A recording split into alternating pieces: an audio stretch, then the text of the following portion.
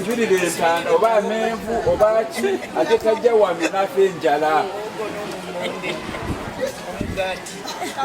oba wamuwa omugaati oba omukomere ki make sure That is how tired you are. abagambye bisatu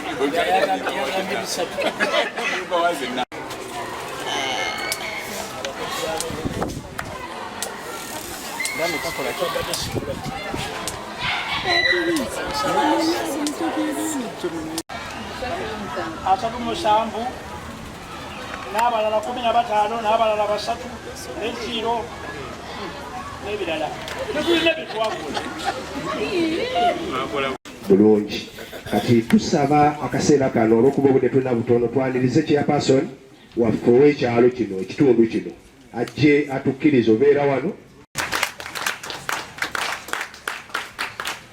Abaana mwetegereze chairman w'ekyalo mulina okuba nga mumukola ki tumumanyi chairman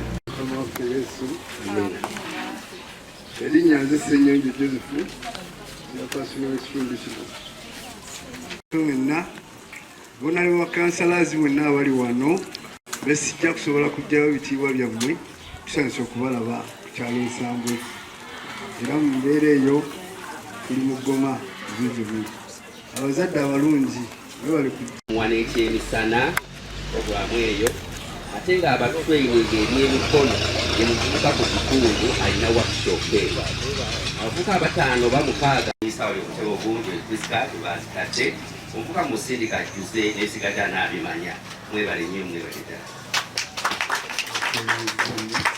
mbeera eyo mbagalize. That is the brief on the contract or on the project.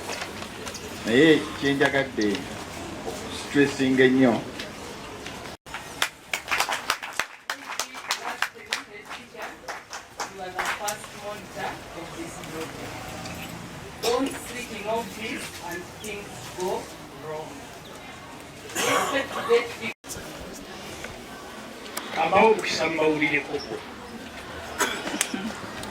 basabo ne bannyabo abasomesa baffe abalungi erinnya eryange nze Romeo Augustine Saalongo nze Secretary of Finance and Planning Mukono Municipal Council.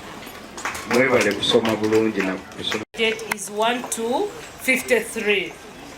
When we came here with my team to do the needs assessment, for sure there was a need, and that is why today we are here. We always get this concern when some other people are complaining, me, I'm not getting a project at my place, me, my area, we are not getting a project. We give these projects are given based on the enrollment and the needs assessment. And today you're going to witness everywhere we are going to do the groundbreaking, you realize that there is really a need. Then after we have achieved our target of 1 to 53, then there we shall say now we are there. Now let's just give even those that don't have a need. So I'm sorry for those ones who haven't yet got projects. We shall be there also. But right now, let's first get our target, and we achieved the 1 to 53. Come to Mukono Municipality, it is where our UPE schools are performing well. Madam Aladisa Masomero gafaga UPE, they are performing bulungi Mukono Municipality, and we are proud of this. We are proud of that, and it is the teachers that are down here and the teachers that do a wonderful job. Abazadde baffe, thank you very much for supporting our teachers, for supporting the head teacher, and for supporting all these developments he has talked about. Tetutamugambanga nnyo okukola naye kakati byalina okukola sebo tolowooza nti nno byakola eri ogenda okukola eno. Tumusuubira okubeera nti tujja kubeeranga ne site meeting buli mwezi. Obwo making sure nti tulina okubeera ne site meeting buli mwezi. Tulina okukakasa nti ebyuma byakozesa byagenda okukozesa wano byebimu byuma byakuleetera mu biiti ze ng'azireeta. Twagala tutegeere nti bwewabeerawo mixer weeri twagala tumusanga ng'atabuza mikono. Ebyo bijja kuba musango gyali. Enkokoto yonna oba ne materials agenda okukozesa ziteekwa okutesitingibwa. Contract oteekwa okutesitinga kagamayinja kazibe buloka z'okozesa.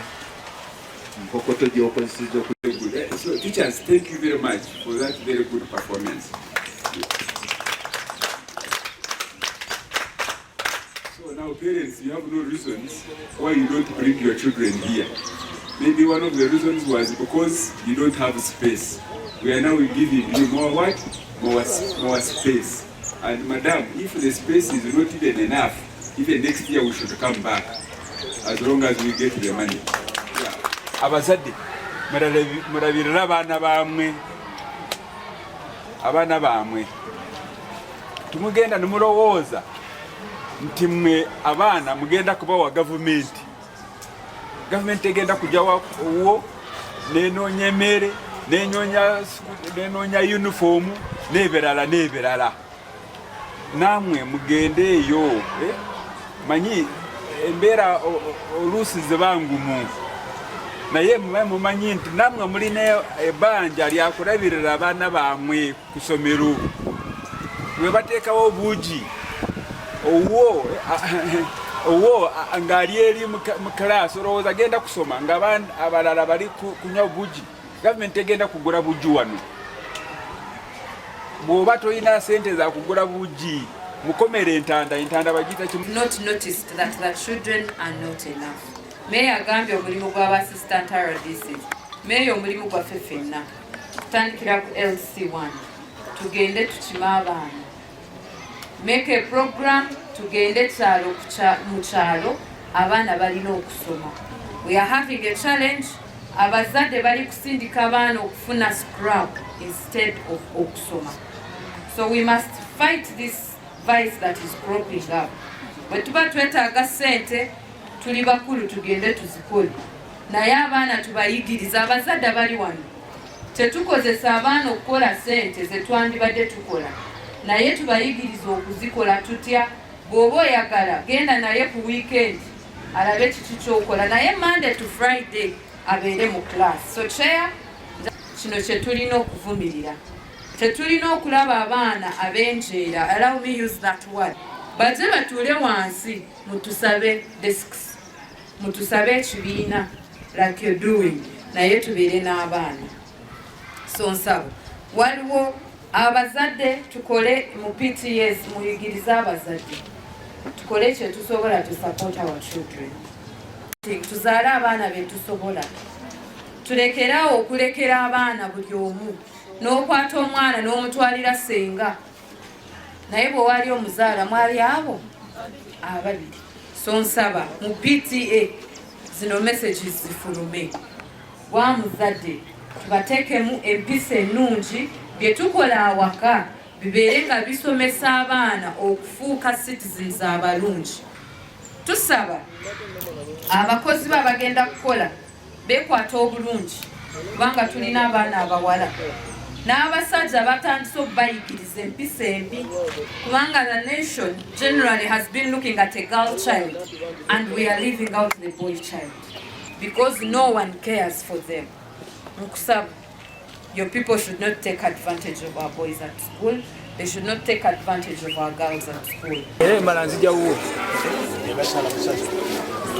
On behalf of Government of Uganda today, we officially launch the construction of a 2-classroom block at Sambwe CU Primary School.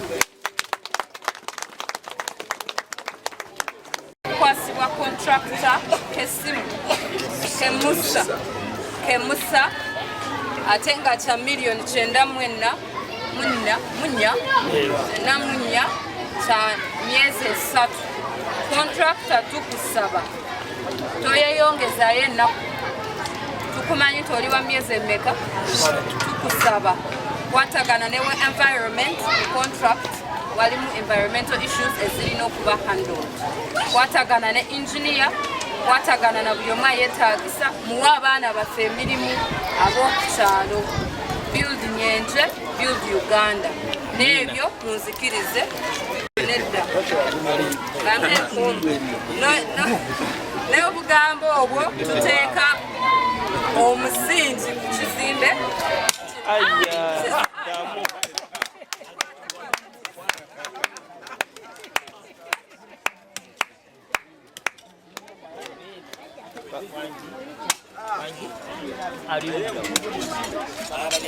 tandika okukola ku kibiina kino ku kizimbe kino tukyetaaga mu myezi 3.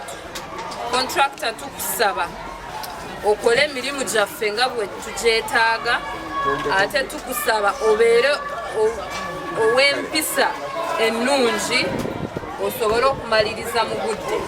Tetwagala kuwuliriza complaints, tetwagala kuwuliriza okwemulugunya kwonna, ffe twagala tusange ekizimbe nga bwe nga kiwedde mu budde bwakyo mu butuufu bwakyo. Ku lwa Katonda n'ensi yange. Amen.